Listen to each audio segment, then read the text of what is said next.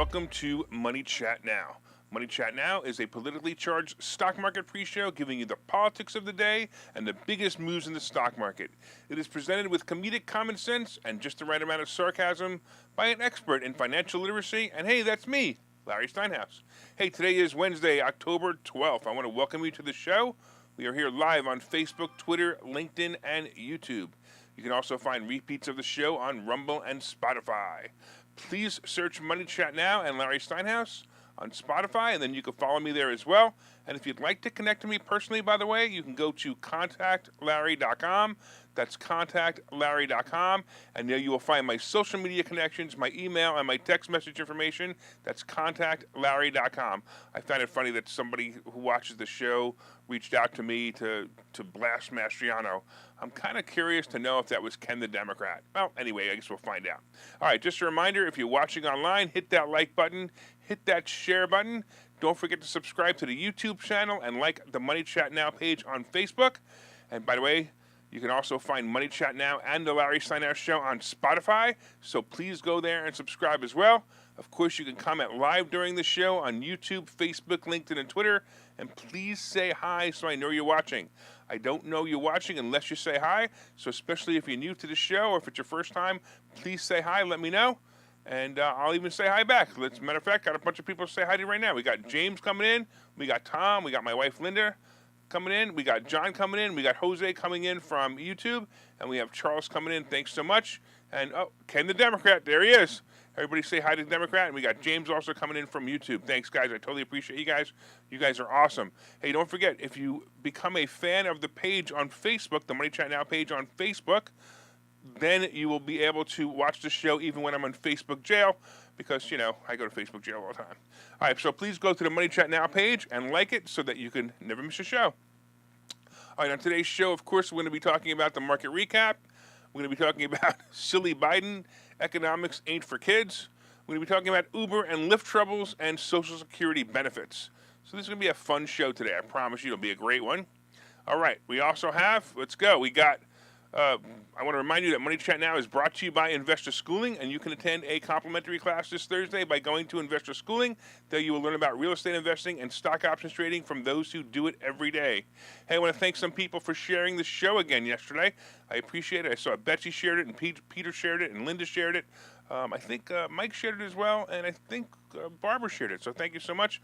I totally appreciate you guys. So if you're watching the show, please hit the share button under the video and share it on your timeline in a group that you might feel would benefit from it. I totally appreciate that. All right, real quick before we get into the recap. Hey, I was in Barnes & Noble yesterday, and I saw my book there. I was just so excited. It's so cool to go into a bookstore and actually see your book. I saw my book there. I don't know if you guys saw it. I posted it on Facebook, so my book Money Hacks is available, and really cool. I actually just noticed that Dave Hancock just came on and said hi. Dave Hancock is my publisher, so if you guys want to say hello to Dave Hancock, thank him for being such a great publisher and making sure that book got into Barnes & Noble. I really appreciate it. He's online watching the show right now, and if you could see him, everybody thank him. Thank you so much, Dave. All right, let's talk about what happened yesterday. Have you guys ever heard the statement that the word fear, spelled F-E-A-R, stands for false evidence appearing real? Well, that's what's happening to us this week, last week, and basically, I guess, the whole week of September as well. The market is so fearful that the Fed will raise interest rates 75 basis points without any real evidence that they are just panicked into selling and not buying. All I see are good stocks being beaten down. Meta, I can't believe Meta was down to 128. 128? That's ridiculous. It's a bargain at that price. This stock is trading at a multiple of about 10. That means it's selling for 10 times earnings. For a stock like this that has traded in 3-digit multiples in the past, to be this low is insane. I don't know what happened to earnings season being the catalyst that drives stocks up. The stock market is clearly broken. It looks like sabotage, and Jerome Powell is the saboteur. Meta earnings is on the 26th, and the stock should have easily floated to 150 by now. But instead, it just keeps dropping.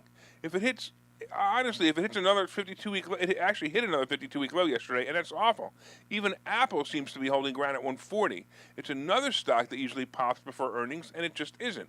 This stock has a multiple of 22, So maybe it's right about what it's worth, but Meta definitely doesn't make any sense at a 10 times multiple.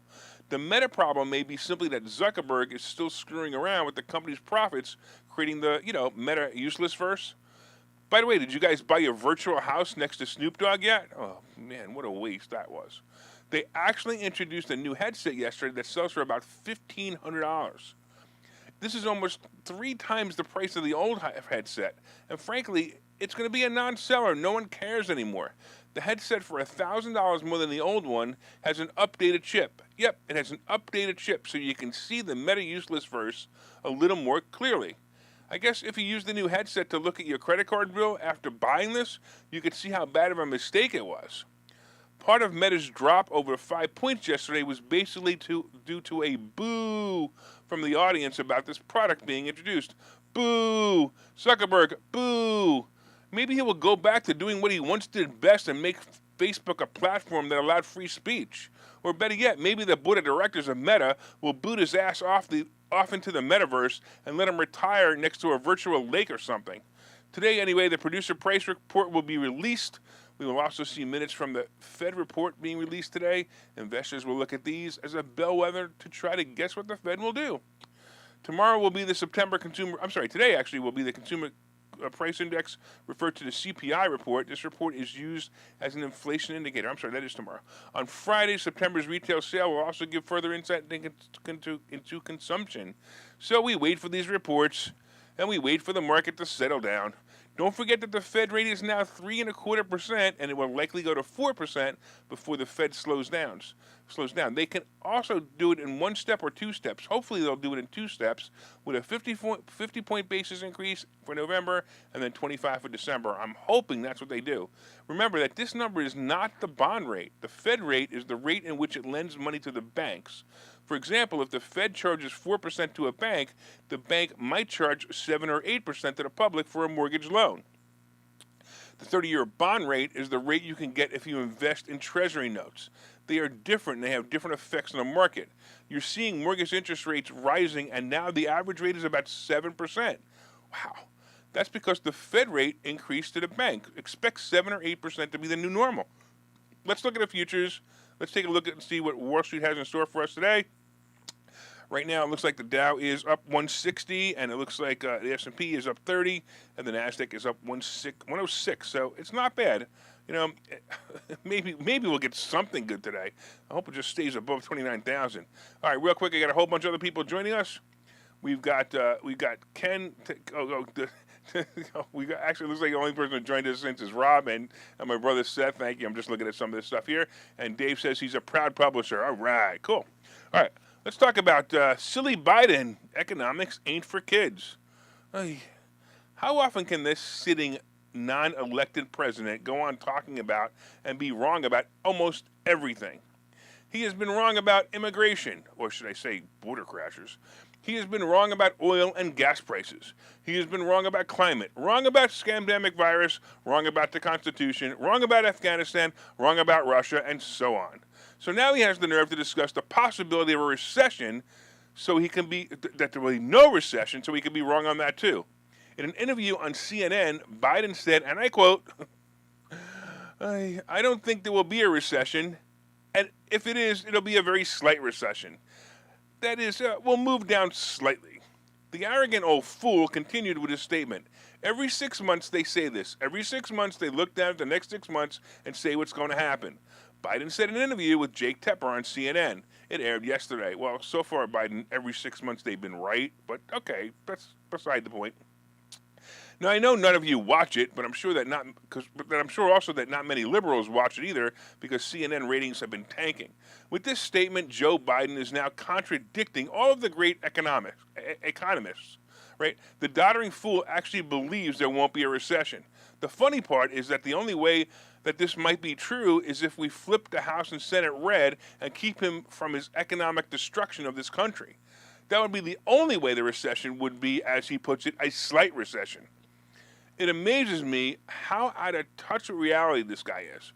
Biden in the interview acknowledged that the U.S. has real problems, but credited legislation passed under his administration, like the Inflation Reduction Act, with putting the United States in a better position than any other major country in the world economically and politically.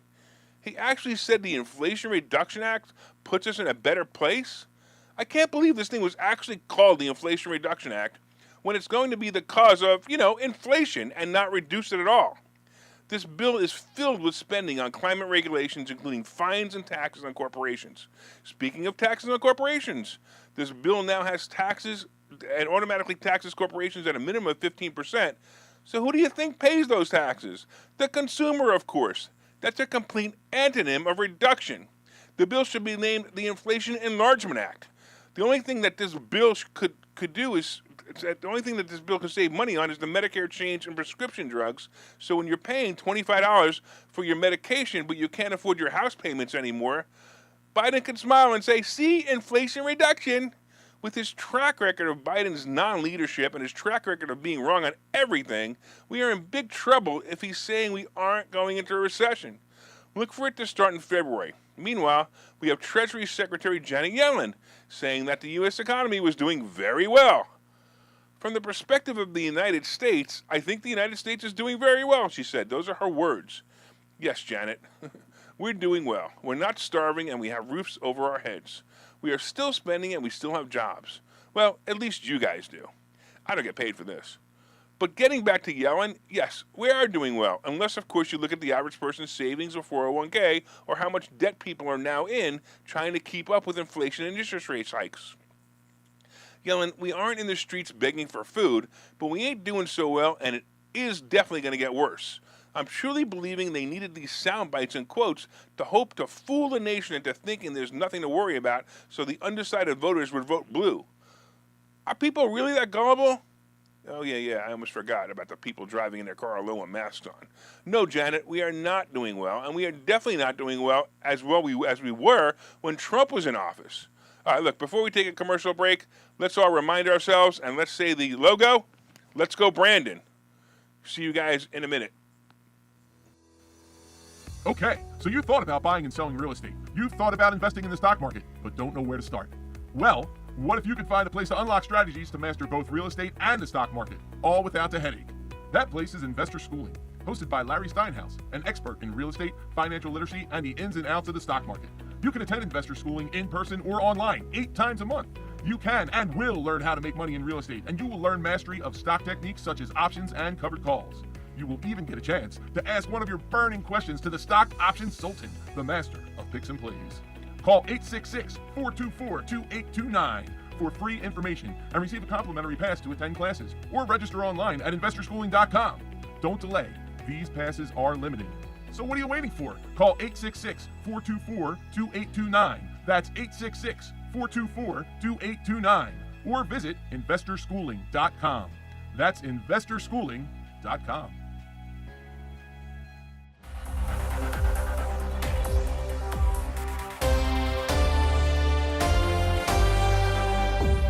All right, welcome back to Money Chat Now. I'm your host, Larry Steinhouse. And of course, if you'd like more information on investor schooling, you can go to investorschooling.com or call 866-424-2829. That's 866-424-2829. Hey, I want to welcome you back to the show. We are here live on Facebook, Twitter, LinkedIn, and YouTube. And you can also find repeats of the show on Rumble and Spotify. Please search Money Chat Now and Larry Steinhouse on Spotify. Like and subscribe there as well. And by the way, if you'd like to connect with me, please go to contactlarry.com. That's contactlarry.com. And there you'll find my social media connections, my email, and my text message information as well. That's contactlarry.com. All right, real quick, the market is up 150. At least the futures are up 150. The S&P is up 26. And the NASDAQ is up 102. We talked about silly Biden economics ain't for kids. Come on, Biden, we're going into recession. It's okay. Just admit it. Why don't you say something positive? It's like, hey, we can help you through it instead of stupid stuff like you're saying. Coming up, we got Uber and Lyft troubles, and we got Social Security benefits. You guys want to hear about this? And, of course, today's picks and plays. But did you guys hit that like button yet? Come on, everybody, hit that like button right now. Hit that share button. Leave me a comment and say hi if you haven't already. Leave me a comment is the only way I know you're watching. So if you leave a comment, I know you're watching. Please share and like as well. And don't forget to order my new book. David Hancock's going to make a whole bunch of money if you order my new book. So one of my new book, Money Hacks, and if you ordered it, please leave a review on Amazon. I really appreciate it. I have a lot of good reviews on there, and if you'd like, please leave one as well. Real quick, couple of people coming in online. We got the blue pill coming back in, and we got another James coming back in too. And somebody said something here that I thought was really funny. I don't know if I can be able to find it. So here it is. So Ken the Democrat says, have you seen inflation in other countries? I don't understand why everybody brings this up all the time.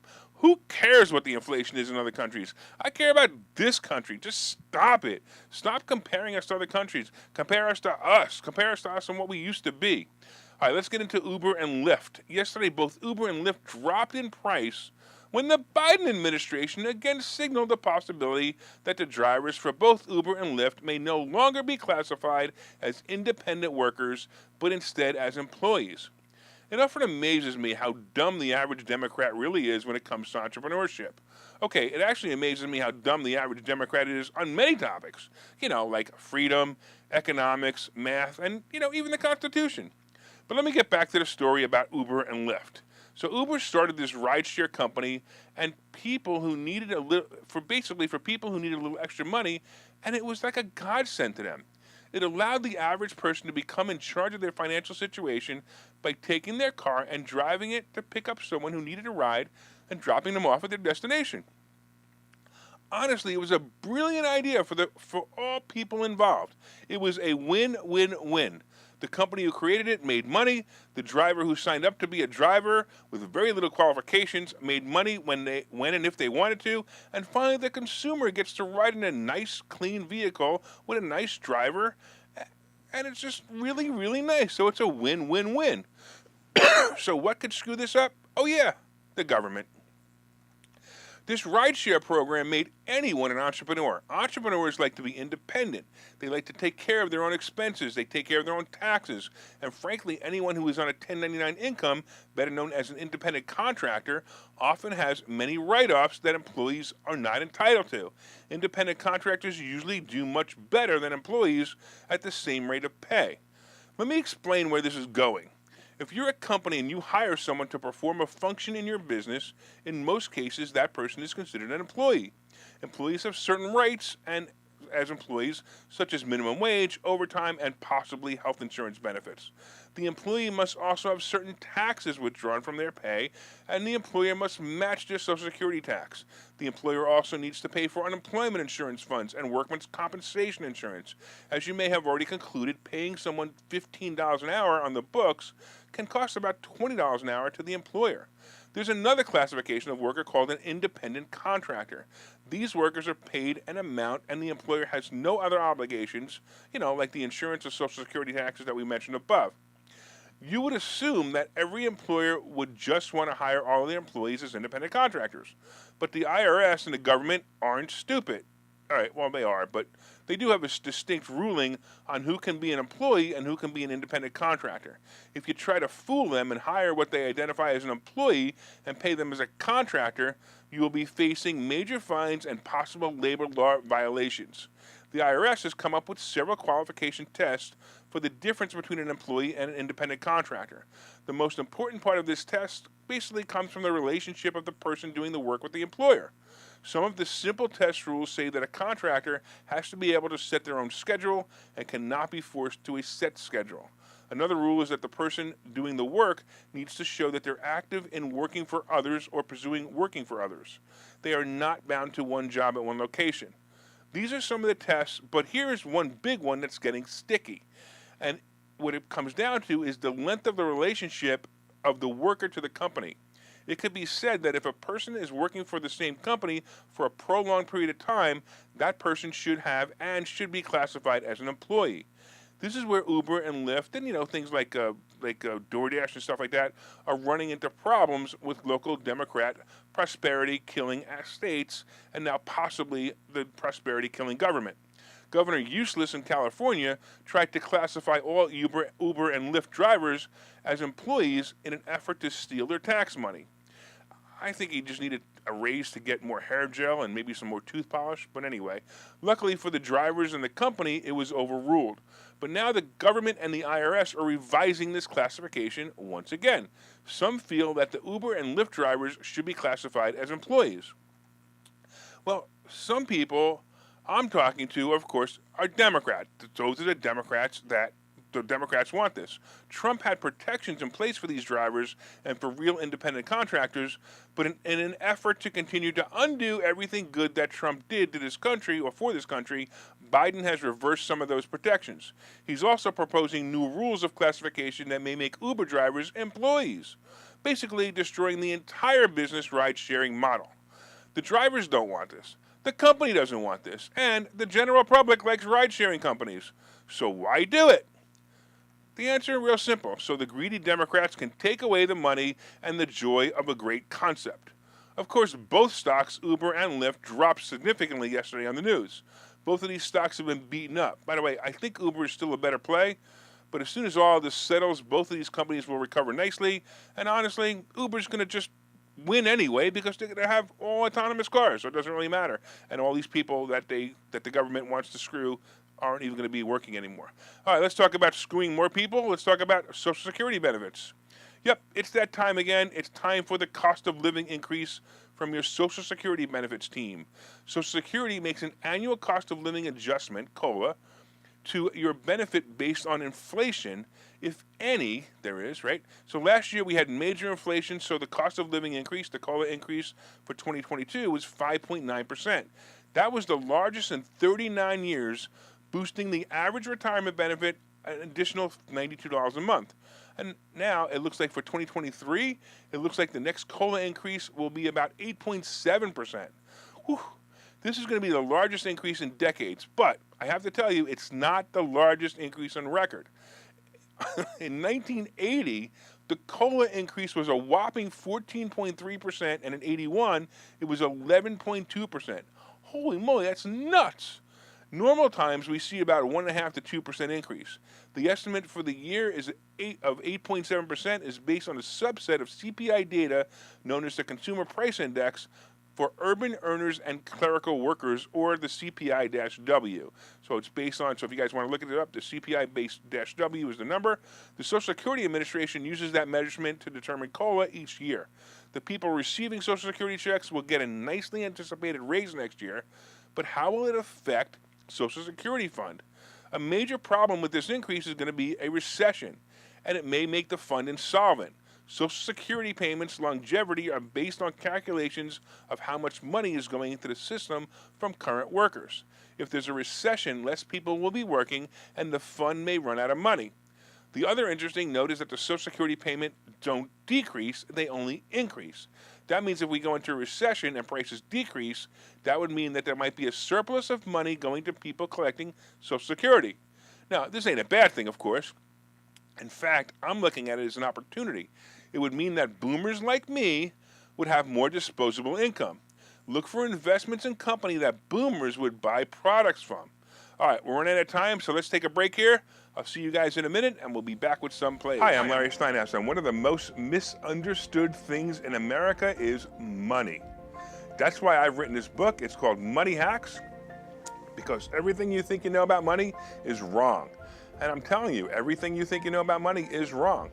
When you read this book, you will learn things about money that you did not know. You will even learn if money can buy you happiness. I have a full chapter dedicated to that. You're going to definitely want to read that. I talk about how to use other people's money to buy real estate. I talk about how to save more money, and I even talk about how to rebuild your credit score in this book. There are 22 amazing chapters in this book. This book is now available everywhere. It's available on Amazon. It's available on barnesandnoble.com. And you can order this book right now, and you'll have it in 2 days, and you'll start learning things about money that you never knew before. So order the book right now. Go to Amazon, go to barnesandnoble.com, and order the book, Money Hacks by Larry Steinhouse.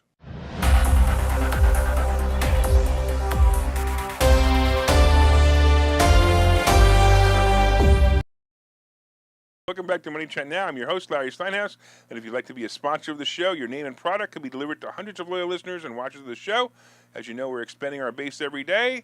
And if you'd like to get your product or service out to my audience and help to keep the show on the air, I'd love to have you as a sponsor. Just reach out to me in Messenger or contact me at contactlarry.com.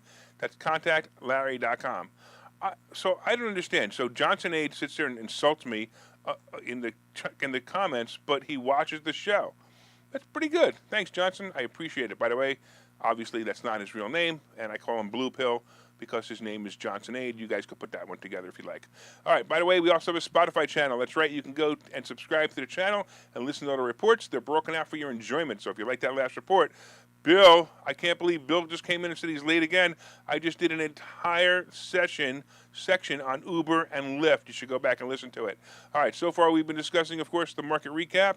The futures are up 124. The S&P is up 24, and the NASDAQ is up 95. We talked about silly Biden. He has no freaking clue. He said there's no recession coming. He's out of his freaking mind. But that's okay. He's out of his mind. He doesn't even know what I'm not even sure if he knows what he had for breakfast this morning. All right, we also talked about Uber and Lyft's troubles, and we talked about Social Security and what to expect. Coming up, we have today's picks and plays. But did you guys hit that like button yet? Did you guys hit that share button yet? Come on, Bill. Hey, Bill, if you're going to watch the show late, at least hit the share button. Tell all your friends about the show. Let them know it's both entertaining and educational. Please share it on your page or in groups you feel will also enjoy the show. All right, let's get into it. So today, it looks like it's going to be another exciting day. We'll be waiting for the Fed minutes to signal if Powell will be raising interest rates too much, again, or not. Wall Street will interpret the data, and then all hell will break loose. Look, I would tell you to buy Meta and Apple and Google, but every time I tell you to do that, the damn stock goes down. So I'm going to tell you not to buy them, and maybe they will go up. All right, it's amazing, isn't it? All right, let's take a quick look at the futures one more time and see what the day is signaling. Right now, we got the Dow is up 132, the S&P up 25, and the NASDAQ up 98. All right, let's get into the crypto scene. Crypto, once again, isn't moving much. Bitcoin is around 19,000. Ethereum is just above 1,300. And look, like I said before, this is not the place to have your money. You're going to get burned really bad if you stay here. Gold and silver. Gold is almost as low as $16.50. I still think it's a better buy than silver. Silver's about 19 and a quarter right now, so I would put my money into gold. Treasury bond is about 4%. Like I said, I'd like to see this above 4% so the market can basically get used to it. Oil is about $90 a barrel, keeps creeping up, and the average gas price is about $3.92 and moving up. I want to thank everybody for watching the show. We are here live every morning at 7:30 on Facebook, LinkedIn, Twitter, and YouTube. And, of course, you can find repeats of the show on Rumble and Spotify. My name is Larry Steinhouse. I am the host of Money Chat Now. I am the CEO of Investor Schooling. And remember, you can contact me directly at Contact Larry. That's contactlarry.com. All right, everybody, make it a profitable day.